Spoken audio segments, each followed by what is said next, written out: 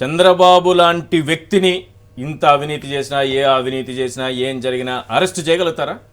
అసలు ఆయన టచ్ చేయగలుగుతారా? ఆయనే చెప్పారు, నన్ను టచ్ చేయగలరా అని అన్నారు. అరెస్ట్ అయిపోయారు, లోపల ఉన్నారు, 52 రోజులు ఉన్నారు. ఇప్పుడు ఏదో బెయిల్ మీద బయటకు వచ్చారు. ఇది జరుగుతున్నప్పుడే క్వాష్ చేయించుకోవాలని ఒక ప్రయత్నం చేశారు. 17A అడ్డం పెట్టుకుని మొత్తం క్వాష్ చేయించుకోవాలని చూశారు. అది కూడా నిన్నటితో నెరవేరలేదనేది చాలా క్లియర్గా అర్థమవుతోంది. ఇప్పుడు నెక్స్ట్ ఆయన బోనులో నిలబడక తప్పదు. చంద్రబాబుని ఎవరైనా కోర్టు మెట్లు ఎక్కిస్తారా అనేటటువంటి ప్రశ్న చాలామంది పెద్ద పెద్ద వాళ్ళు చెప్పారు. ఇప్పుడు దీన్ని బట్టి అర్థమవుతోంది అంటే ఆయన బోన్లో నిలబడక తప్పదు. ఒకవేళ రుజువైతే శిక్ష అనుభవించక కూడా తప్పదు. బోనులో మొదటిసారి నిలబడబోతున్నారు. ఐపీసీ 409 ప్రకారం రుజువైతే ఏం జరగబోతోంది చంద్రబాబు విషయంలో?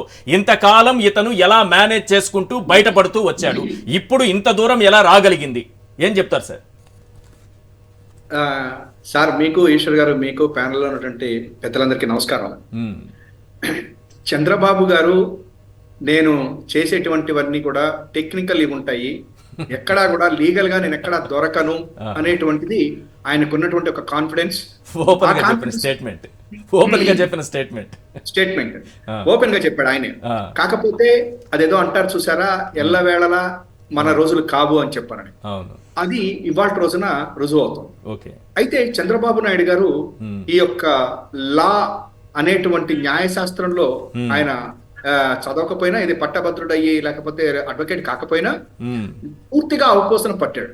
ఎందుకు పట్టాల్సి వచ్చింది అంటే, ఏ మనిషికైనా కూడా మొదట్లో కనుక ఏదైనా దెబ్బ తగిలితే అది ఎప్పటికైనా తగులుతుంది అనుకోవటంలో, అందువల్ల దాని మీద ఎక్కువ కాన్సన్ట్రేట్ చేయడం అనేది మనం చూస్తాం.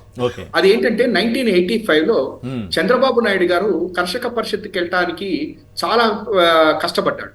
దానికి ఆయన యొక్క ఇన్కమ్ విషయంలో వాటిల్లో చాలా సార్లు న్యాయస్థానాలకు వెళ్ళటం అవన్నీ జరిగి చివరికి ఆయన యొక్క ఇన్కమ్ 36,000 రూపాయలు మాత్రమే సంవత్సర ఆదాయం చూపించుకుని అది తీసుకున్నప్పుడు ఆయనకు అర్థమైంది ఏంటంటే, ఏదైనా సరే మన న్యాయం సూత్రాలని అంటే న్యాయ బుక్కుల్ని బాగా చదవాలి అని అవపోసన పెట్టి దాని ప్రకారం ఇన్ని రోజుల పాటు ఆయన ముందుకెళ్తూ వచ్చాడు. అందుకనే ఆయన టెక్నికల్ గా నేను దొరకను అని. అందువల్ల ఆయన ఇప్పటి వరకు కూడా చేసిందంతా కూడా ఒక ఎత్తు అయితే, జగన్మోహన్ రెడ్డి గారు వచ్చిన తర్వాతన మనం అరెస్ట్ చేసింది ఆయన్ని ఏదో రాజకీయ కక్షతో అని చెప్పనని, లేదా జగన్మోహన్ రెడ్డి గారు చంద్రబాబు గారికి ఏదో జనాలు వచ్చేస్తున్నారు, ఏదో ఇది చూసేస్తున్నారు కాబట్టి చేశారని చెప్పనటువంటి దానికి ఆ రోజున సిపిఐ రామకృష్ణ గారు కానీ, భారతీయ జనతా పార్టీ అధ్యక్షురాలు పురంధరేశ్వరి గారు కానీ, వారందరూ కూడా అరెస్టు కరెక్ట్ కాదు, అట్లా అరెస్ట్ చేయకూడదు, బాబు గారిని అట్లా అరెస్ట్ చేయటం ఏంటి, తప్పు కదా, అది అరెస్ట్ అక్రమము అని చెప్పినటువంటి వాళ్ళకి కానీ, లేకపోతే పవన్ కళ్యాణ్ గారు లాంటి వాడు కూడా బయటికి వచ్చేసి ఆయన చాలా గొప్ప నీతి పంతుడు, ఆయన అరెస్ట్ చేస్తారా, అక్రమ అరెస్ట్ ఇది, అసలు ఆయన ఏమీ తెలియదు అని చెప్పిన మాట్లాడేటువంటి వాళ్ళకి నిన్న వచ్చినటువంటి తీర్పు ఒక రకంగా చెప్పాలంటే చెంపపెట్టు లాంటిది. ఎందుకంటే ఒక విషయం, ఒక న్యాయస్థానం ఇచ్చినటువంటి రిమాండ్ని దాని మీద కూడా తెలియకుండా న్యాయస్థానం మీద, ఆ న్యాయస్థానంలో ఆ రోజున ఇచ్చినటువంటి తీర్పు ఇచ్చినటువంటి జడ్జి గారి మీద కూడా వీళ్ళు చేసినటువంటి వాటన్నిటికీ కూడా ఇప్పటికైనా కూడా మీరు ఇందాక అన్నట్టుగా, ఇందాక ఏదో చెప్పారు చూసారు, ఆయనకి ఇప్పటిదాకా మోస్తున్నటువంటి వాళ్ళు ఎట్లయితే ఈ చంద్రబాబు నాయుడు గారి 74 ఏళ్ళు వచ్చాయో వాళ్ళు కూడా వయసు ఉడికిపోయే పరిస్థితి ఉండటంతో ఇక ఇవన్నీ సాగవు అని చెప్పని అనిపించింది నాకు. ఇంకొక విషయం చెప్తాను. ఇవాళ 17A ఐపీసీ అంటే పీసీ యాక్ట్ కింద, ఐపీసీ సెక్షన్స్ కింద 2 పెట్టడం జరిగింది. పీసీ యాక్ట్ కింద 17A విషయంలో మాత్రమే 2 న్యాయమూర్తులు కూడా విభేదించారు. దాన్ని ఓన్లీ 17A అప్లికేషన్ వరకు మాత్రమే ఇప్పుడు నెక్స్ట్ 3rd దీనికోసం వెళ్ళేటట్టుగా ఉంది. కానీ అసలు చంద్రబాబు నాయుడు గారు అడిగింది ఏంటి? ఎఫ్ఐఆర్ క్వాష్ చేయాలి, arrest is illegal, so remand is illegal. అది వాళ్ళ ఉద్దేశం. ఆయనకి 17A కింద పర్మిషన్ తీసుకోలేదు కాబట్టి అసలు అరెస్టే సక్రమం కాదు, అక్రమము అనేటువంటిదే వాళ్ళు వాదిస్తే నిన్న ఇచ్చినటువంటి దాంట్లో రిమాండ్ కానీ అరెస్ట్ కానీ అవన్నీ కూడా లా ప్రకారం కరెక్ట్ గానే ఉన్నాయి అనేటువంటిది చెప్పేయటమే కాకుండా ఐపీసీ కింద కంటిన్యూ అంటే వాళ్ళు విచారణ చేసుకునేటువంటి అవకాశాన్ని కూడా 2 న్యాయమూర్తులు ఇచ్చారు. ఈవెన్ ఆయన 17A ఆయనకు అప్లై అవుతుందని ఆయన చెప్పారు. 17A సార్ కంప్లీట్ గా ఆ యొక్క దీన్ని డిస్మిస్ చేసిన ఆమె కూడా జడ్జి గారు కూడా చెప్పారు. అయితే మీరు అడుగుతున్న క్వశ్చన్ లో 409 చంద్రబాబు నాయుడు గారికి ఈ 409 ఎందుకంటే ఇది ఇంతకు ముందు డిస్కషన్ మన ఆర్గ్యుమెంట్స్ జరిగేటప్పుడు కూడా న్యాయమూర్తులు అడిగారు, వాట్ అబౌట్ ఐపీసీ సెక్షన్స్ 409 ఉంది కదా అని కూడా అప్పుడు వాళ్ళు అడిగారు. అవును సార్. అడిగితే వీళ్ళు 17A పట్టుకుని వేలాడారు. అయితే 409 నిజంగా కనుక నేరం రుజువు అయితే ఆంధ్రప్రదేశ్ లో ఇంకొక మధు కోడా, ఇంకొక లలూ ప్రసాద్ యాదవ్, ఇంకొక మోతీ ఆయన పేరు చౌతాలా గారి తర్వాత చంద్రబాబు గారు అయ్యేటువంటి అవకాశం ఉన్నది.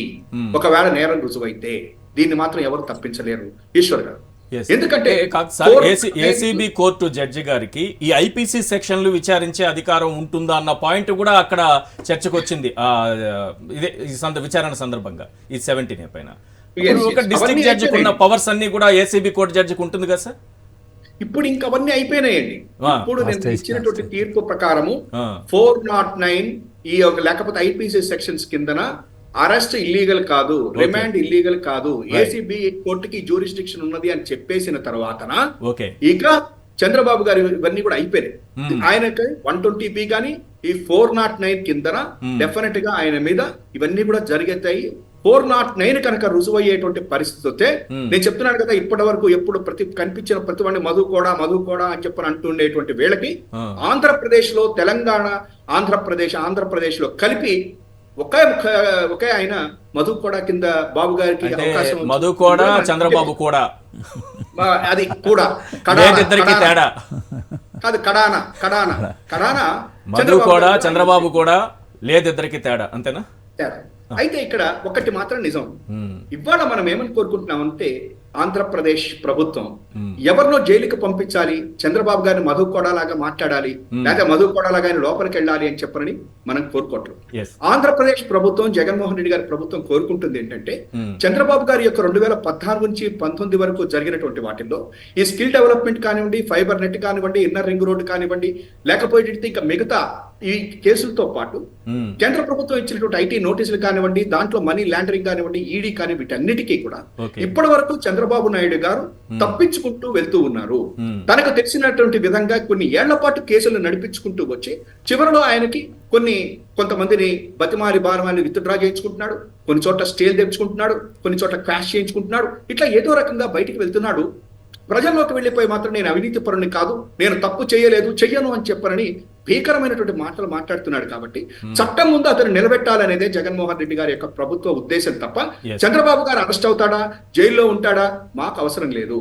చట్ట ప్రకారం చంద్రబాబు గారు చేసినటువంటి వాటిని ప్రభుత్వం తీసుకుని న్యాయస్థానం ముందు చంద్రబాబు గారిని నిలబెడుతుంది.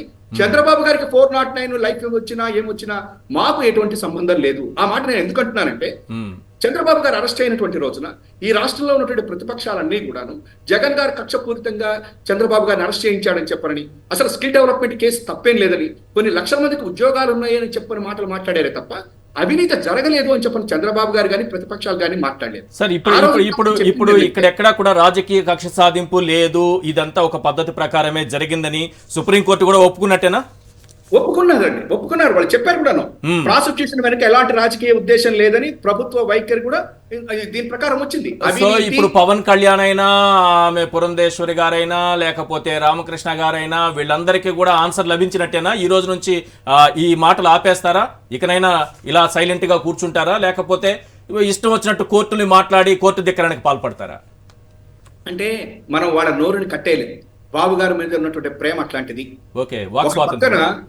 ఒక పక్కన ఇవాళ ఇంత ఇదిలో ఉండి అందరూ కూడా ఈ యొక్క తీర్పు ఆయన పేరేంటి చంద్రబాబు గారికి వ్యతిరేకంగా వచ్చిందంటే కూడా ఇవాటికి డిబేట్లు పెట్టుకుంటూ జగన్మోహన్ రెడ్డి గారు తాడేపల్లి కట్లా వికలం అయిపోయిందంటే చేసి ఇంకా తేలదేంటి ఇది అని చెప్పి డిబేట్లు పెట్టుకునేటువంటి పరిస్థితి ఉన్నటువంటి వీళ్ళని మనకి ఇప్పటివరకు మీరు ఇప్పుడు ఏదో చెప్పి చూపించారు.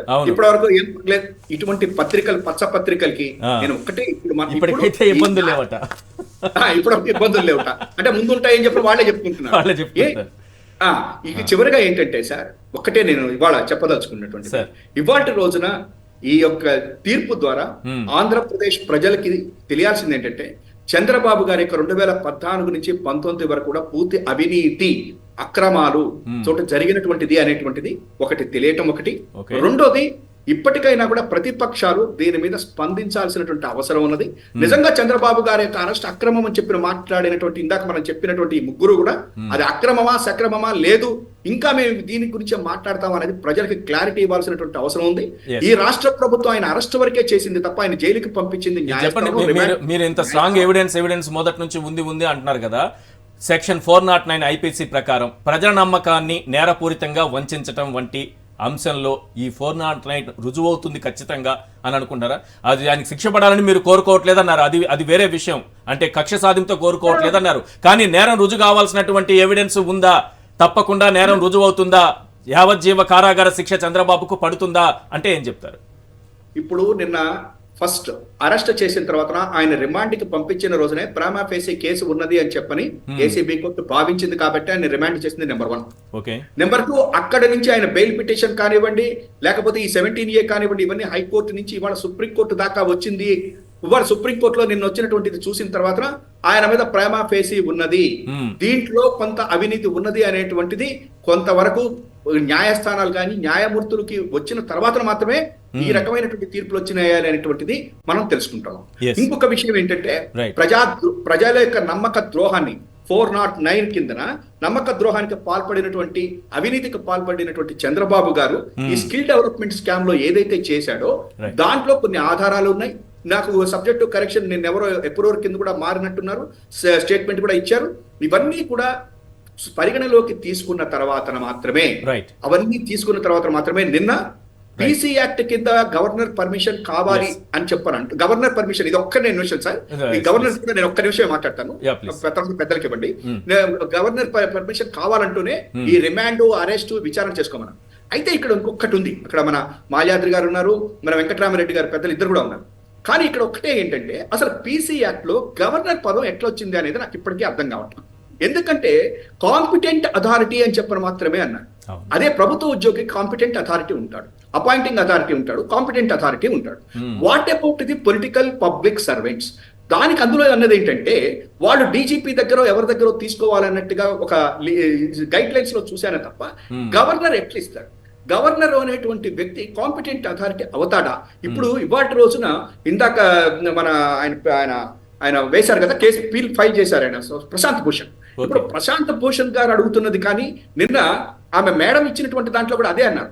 ఈ యొక్క పీసీ ఈ యొక్క 17A అడ్డం పెట్టుకుని అధికారాన్ని దుర్వినియోగం చేసుకున్న అవినీతి పరులకి ఇది ఒక రకమైనటువంటి షెల్టర్ కాకూడదు అన్నారు. At the same time governor అనేటువంటి అతను కాంపిటెంట్ అథారిటీ ఎట్లా అవుతాడు? ఒక చీఫ్ మినిస్టర్ కి, ఒక ప్రైమ్ మినిస్టర్ రాష్ట్రపతి దగ్గరికి వెళ్ళడానికి, లేదా ఒక చీఫ్ మినిస్టర్ గవర్నర్ దగ్గరికి వెళ్ళడానికి ఎట్లా వెళ్తాడు? అసలు వాళ్ళు కాంపిటెంట్ అథారిటీ ఎట్లా అవుతారు?